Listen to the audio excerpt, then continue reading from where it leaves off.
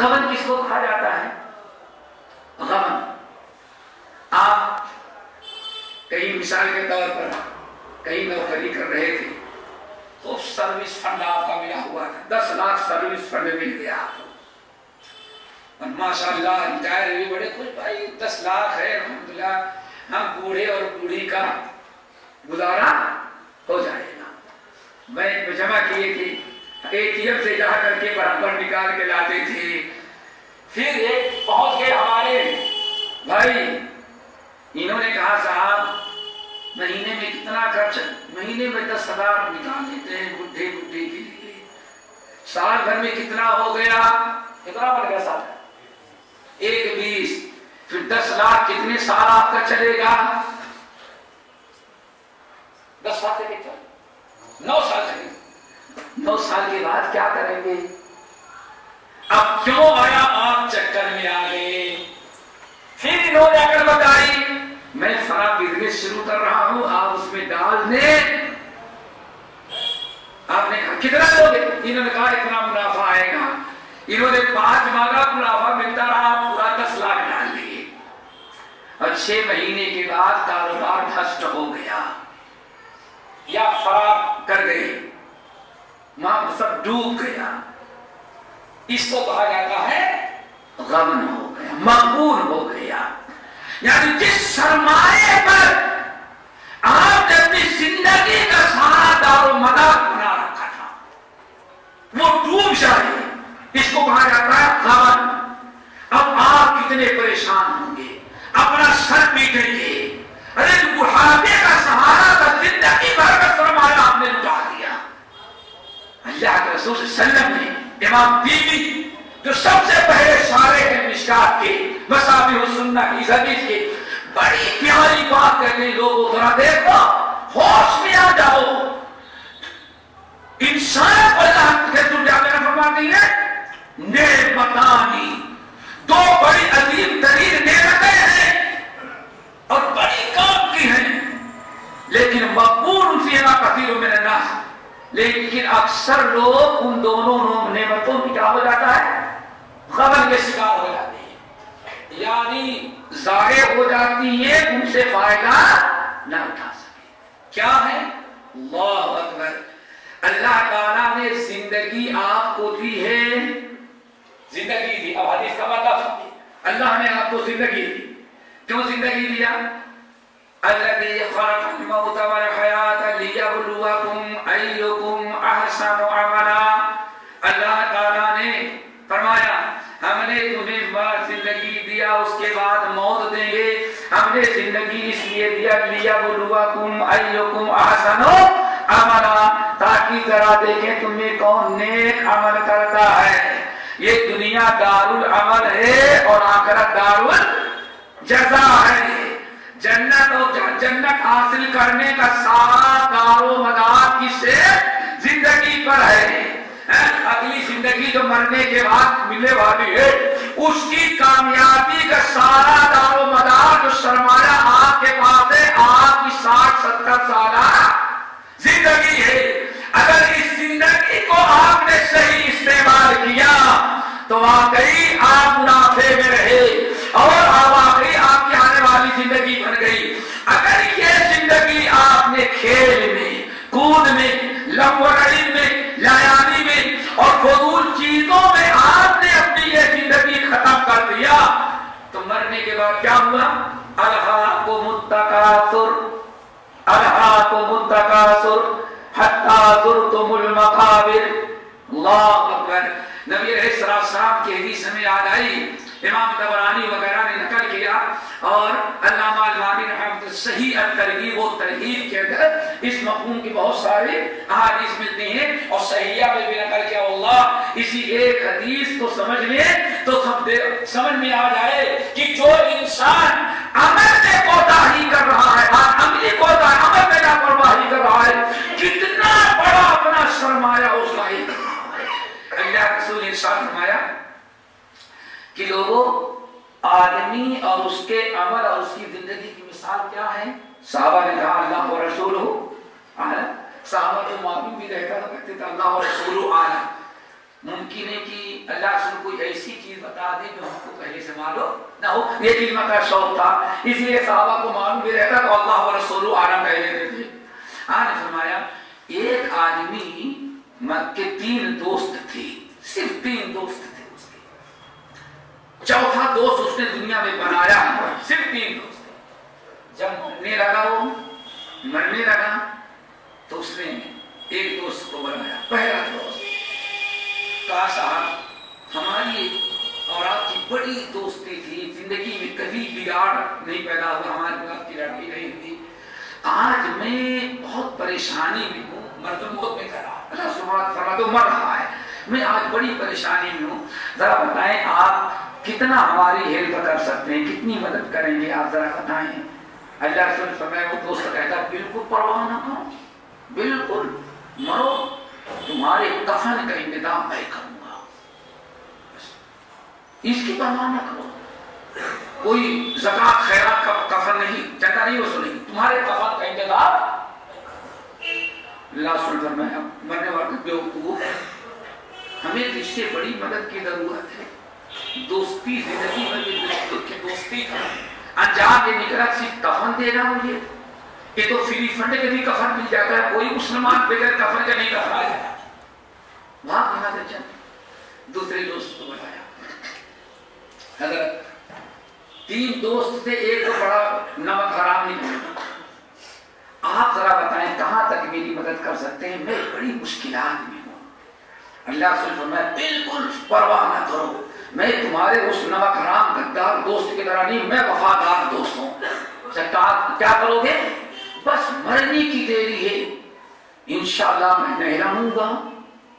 نہلاؤں گا, کفناؤں گا, جنازہ پڑھوں گا اور قبرستان کندھے پر لے کے جاؤں گا, اور وہاں جو قبر تیار ہوگی اس میں دفنا دوں گا. کہا اس کے بعد کافی آگے آپ جانے, آپ کا کام جانے, میں تو وہاں سے واپس آ جاؤں گا. اللہ رسول نے فرمایا مرنے والا کہتا ہے وہ تو کفن دے کے باہر رکھ رہا تھا, تو اس سے بڑا نمک خراب نکلا, تو بالکل قبر میں چھوڑ کے آ رہا ہے ان کو وہاں یہاں سے. اب تیسرے دوست کو بلایا گیا. یہ کہ انسان کی زندگی مقبول فیہما کثیر من الناس, کہیں ایسا نہ ہو ہم لاپرواہی کریں اور گھمنڈ ہمارا ہو جائے, مقبول ہو جائے, خسارے میں آ جائیں. الہاکم التکاثر حتی زرتم المقابر کلا سوف تعلمون. بس تکاثر کے چکر نے تجھے مسجد سے دور رکھا, نماز سے دور کر دیا, اللہ کی فرما برداری سے دور کر دیا, یہاں تک کہ مر گیا, اب قبر میں اب تجھے پتا چلے گا غفلت کا. فلا صدق ولا صلی, اب پتا تجھے چلے گا. اللہ رسول نے فرمایا اب تیسرے کو بلایا.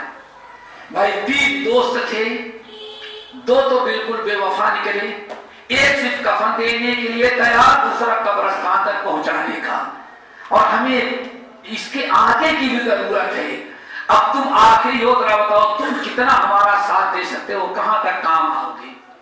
کہا بالکل پرواہ نہیں, اس کی پرواہ کیوں کرتے ہیں, کیوں پرواہ کرتے ہیں, اللہ کی قسم میں بھی ساتھ ہوں, مر رہے ہو تو ساتھ, روح قبض ہوگی تو ساتھ رہیں گے, اوپر جاؤ گے تو ساتھ رہیں گے, قبر میں منکر نکیر آئیں گے تو ساتھ رہیں گے, حشر میں اٹھو گے تو تمہارے ساتھ رہیں گے.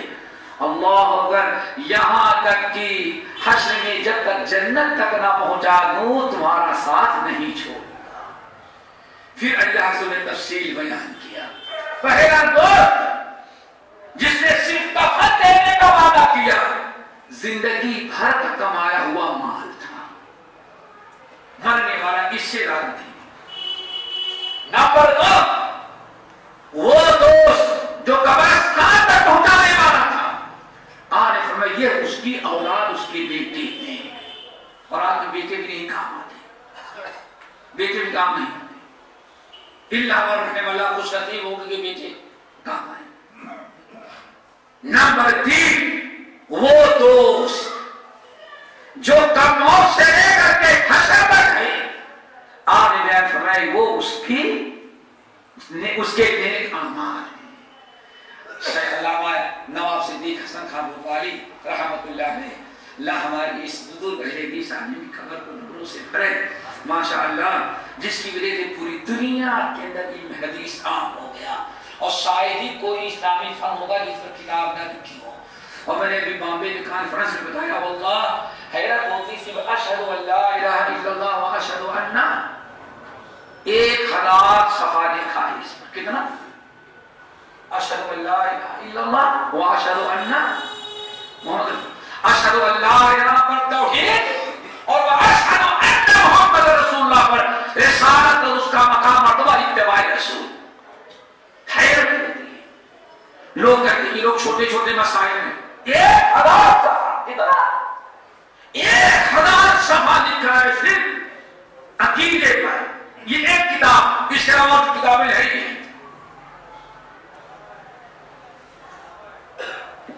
ساری زندگی واللہ اتنا بڑا امام، اتنا بڑا عالم، ساری زندگی کرائے کے مکان، کہاں؟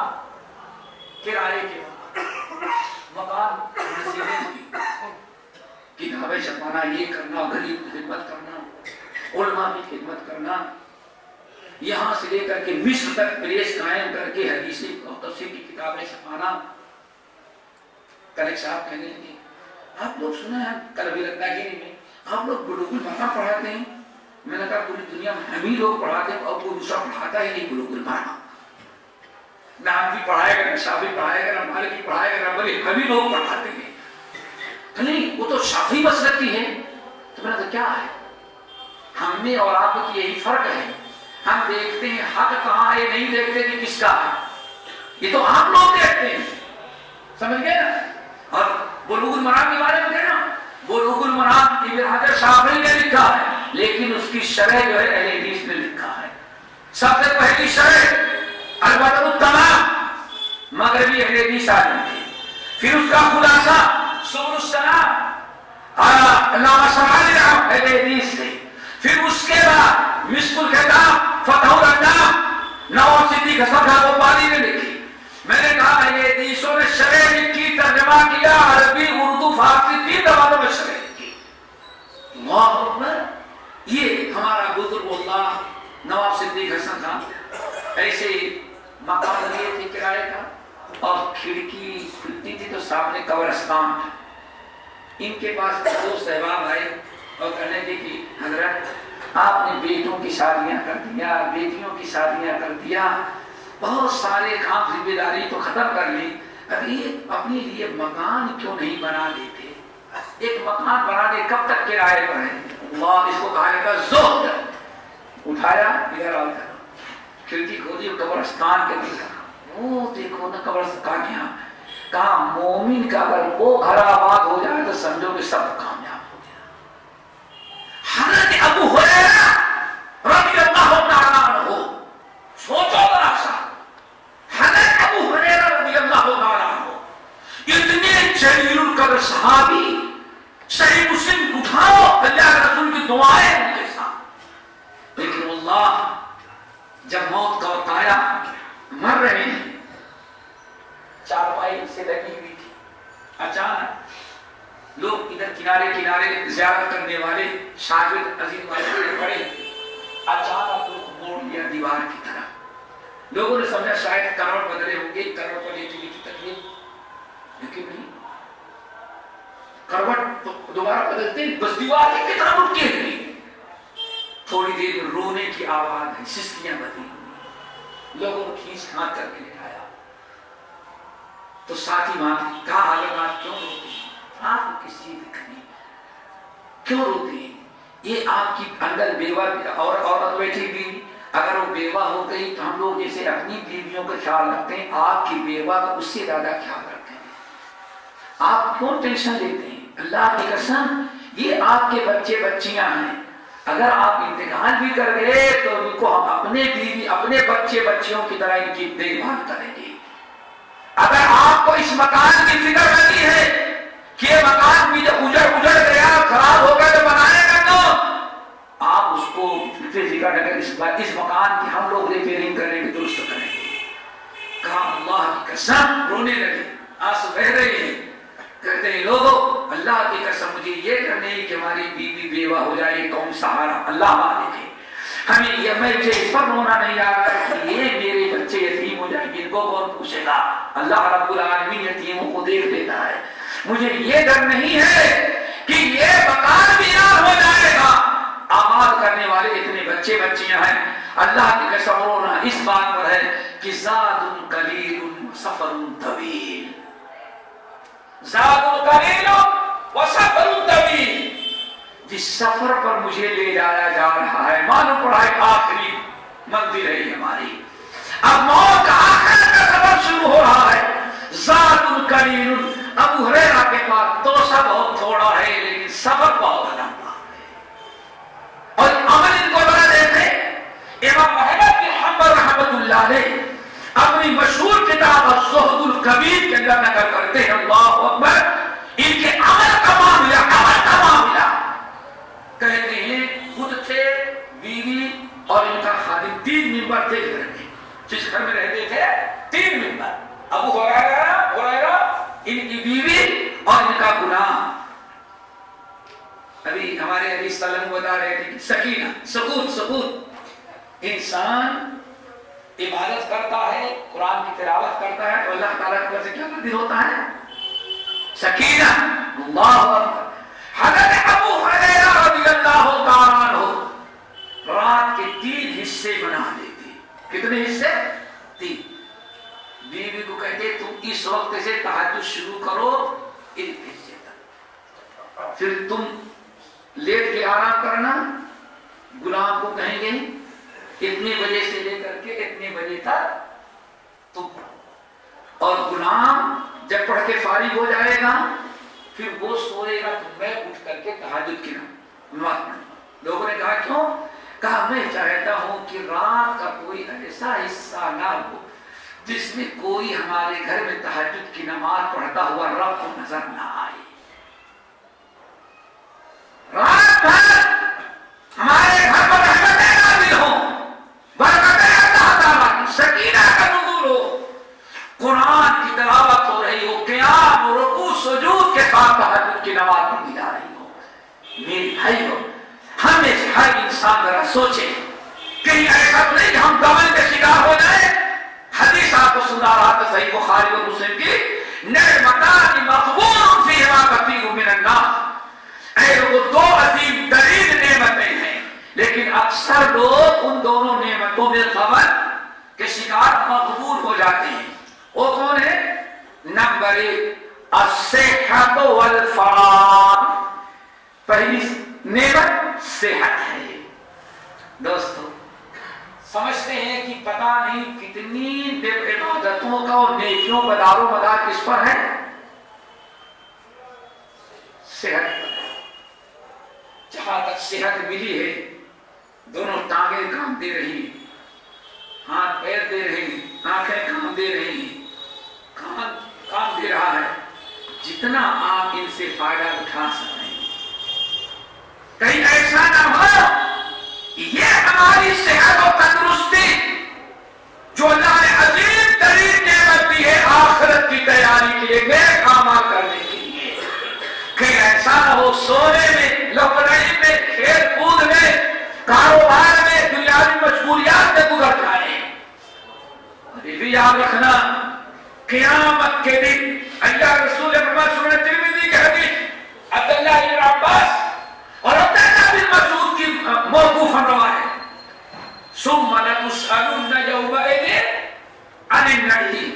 لوگ قیامت کے دن تم سے اللہ تعالیٰ نعمتوں کے بارے میں سوال کرے گا، جن نعمتوں کے بارے میں اول ما یسأل بہ العبد یوم القیامہ. ترمذی کی حدیث.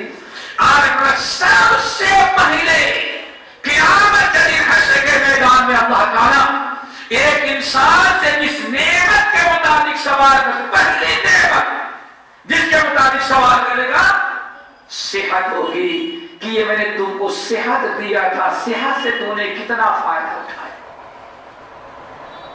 صحت.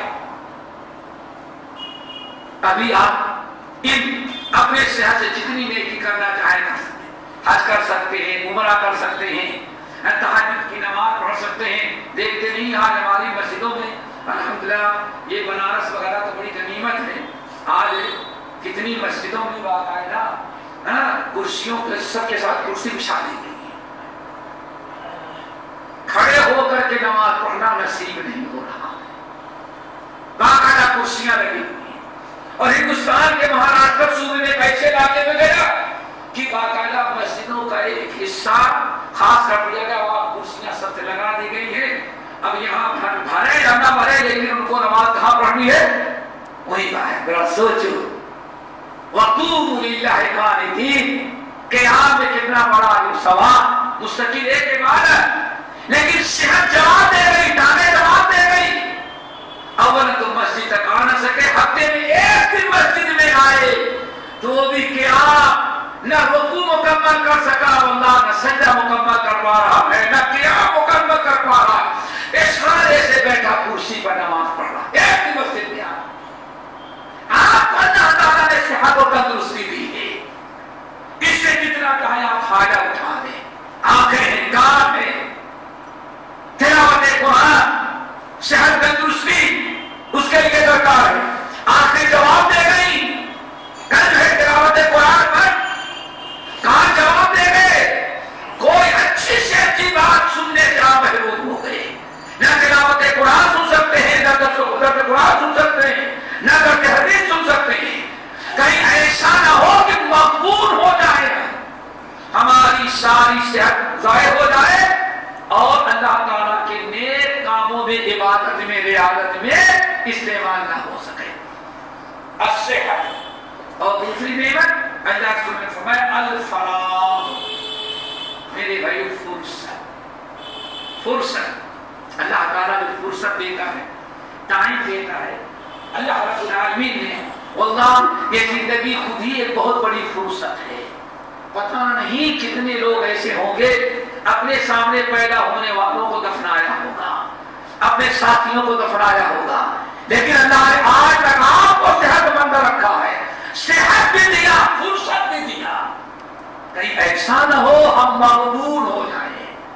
लेकिन इस मकबूल से अगर आप बचना चाहते हैं तो तीन चीजें हैं, बड़े इख्तिसार के साथ अदान का वक्त हो रहा है, कम से कम दोस्तों तीन चीजें करनी है अगर आप चाहती हैं खबन से बचाए। आपका टाइम, आपकी सेहत, आपकी तंदुरुस्ती और रब से जो तिजारत आप कर रहे हैं, उस तिजारत में आप कामयाब हो जाए तो तीन चीजें जरूर अपने अंदर अपनाए। उन तीन चीजों के बगैर हम कभी तिजारत नहीं, अल्लाह ताला तुझे को मेरा लाजिम वाली तिजारत नहीं कर सकते। नंबर एक जिहाद नफ्स। क्या भाई? जिहाद नफ्स, अपने नफ्स से जिहाद। नबी अलैहिस्सलाम ने इरशाद फरमाया, कोई इंसान, सुनन तिर्मिज़ी की हदीस, ला यज़ालु अर्रजुलु यज़हबु बिनफ्सिही हत्ता युक्तबा इंदा अल्लाहिल जब्बारी फयुसीबुहु मा असाबहु। एक इंसान अपने नफ्स से जिहाद नहीं करता, अपने नफ्स को आजाद छोड़ देता है।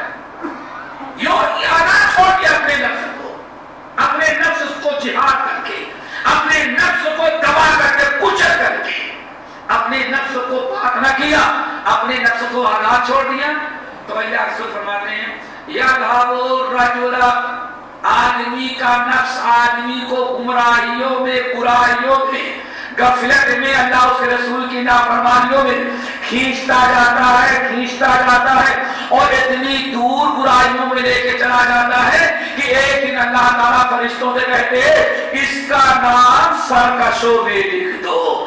बदतरीन किस्म के मुतमर्रिदीन, सरकश, फिरौन, नमरूद, अबू जहल, अबू लहब, इस किस्म के जो बदतरीन किस्म के लोग गुजरे हैं, अल्लाह फरमाते हैं फरिश्तों इसका नाम उनको में लिख दो। फिर नतीजा क्या होगा? फयुसीबुहु मा असाबहु, नऊज़ बिल्लाहि मिन ज़ालिक। अल्लाह फरमाते हैं तो सरकशों पर जो मुसीबत आती है वही मुसीबत इस आदमी पर भी आती है जिसने अपने नफ्स को आजाद छोड़ दिया, उसका नफ्स खींचता ले गया। तो दोस्तों सबसे पहला अमल क्या है? अपने नफ्स से जिहाद।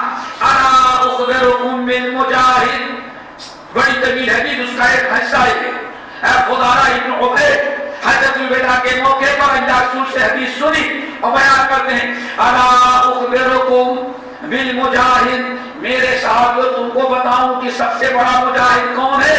حالانکہ صحابہ کرام 50 جہاد کر چکے تھے، جنگ بدر کر چکے ہیں، جنگ احد کر چکے ہیں، خیبر کر چکے ہیں، فتح مکہ بھی ہو چکا ہے، تبوک تک روم تک پہنچ گئے ہیں لڑتے ہوئے، یہ ساری جنگیں ہو چکی ہیں، مجاہدین کر چکے ہیں، لیکن ابھی بھی آپ پوچھتے ہیں الا اخبرکم بالمجاہد، الا اخبرکم بالمجاہد، میرے صحابیوں تم کو بتاؤں آج تک تم نے بہت جہاد کیا ہے لیکن سب سے بڑا جہاد کیا ہے بتاؤ؟ صحابہ کرام نے کہا بلا یا رسول اللہ، آپ نے فرمایا المجاہد من جاہد نفسہ وہواہ فی طاعت اللہ، اے لوگوں سب سے بڑا مجاہد وہ ہے جو اپنے نفس سے جہاد کر کے اپنے نفس کو شریعت کا تابع بنا دے، اللہ اس کے رسول کا فرما بردار بنا دے انسان اپنے نفس کو جہاد کر کے، یہ سب سے بڑا جہاد۔ تو جہاد نفس اکبر جہاد، سب سے بڑا جہاد۔ نمبر 2 میرے بھائیوں، جہاد دوسرا جہاد شیطان سے کرنا ہے، شیطان سے جہاد کرنا، نفس سے جہاد، اور دوسرے نمبر پر شیطان سے۔ کیوں بھائی؟ دشمن سے جہاد ہوتا ہے نا، اور سب سے بڑا دشمن شیطان، تو اس کمبخت سے کیوں جہاد نہیں ہوتا؟ اسے جہاد کرنا ہی نہیں، شیطان سے جہاد۔ لیکن ہمیں بات یاد آئی، امام ابن کثیر رحمۃ اللہ علیہ، آپ نہیں جاتے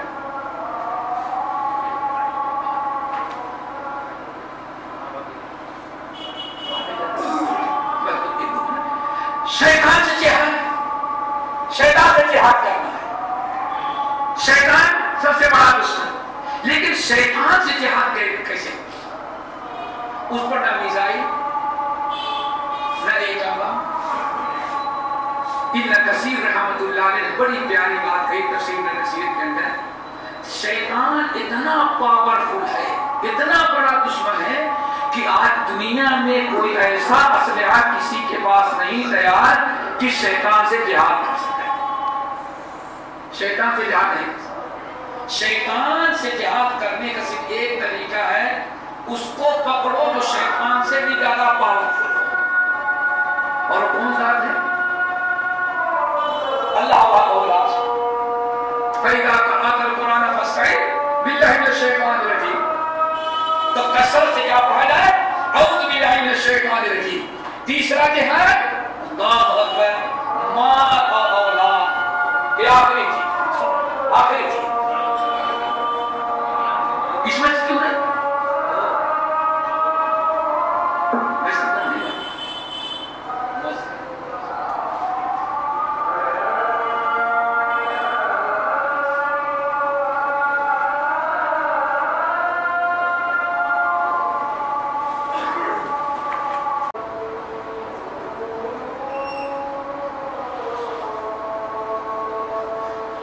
دوسرا جہاد شیطان سے، اور شیطان سے جہاد کیسے ہوگا؟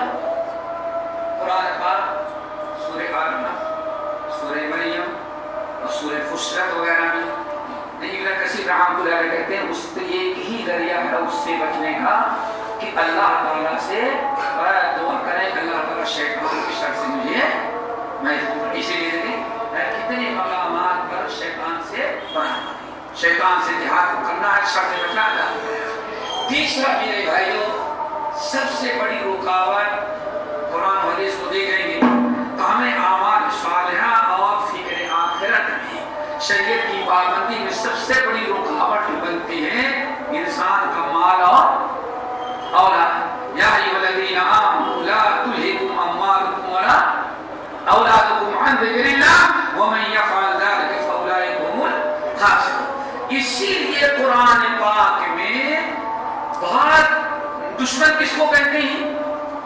دشمن سے جہاد کرنا ہے، دشمن کہتے ہیں جو آپ کو نقصان پہنچائے، کیونکہ انسان اگر اپنے بیوی بچوں کی صحیح تربیت نہ کر سکا اور اس کے بیوی بچے اس کو برائی کرنے پر، بے دینی پر، شریعت کی مخالفت کرنے پر آمادہ کر رہے ہیں، تو ایسے بیوی بچوں کو اللہ تعالیٰ نے انسان کا دشمن، یا ایھا الذین آمنوا ان من ازواجکم واولادکم عدوا لکم، ایمان والو یہاں من ہے، تمہارے 5 بیویاں، سب نہیں، 5 اولاد اور 5 بیویاں جو ہیں یہ تمہارے دشمن ہوتے ہیں۔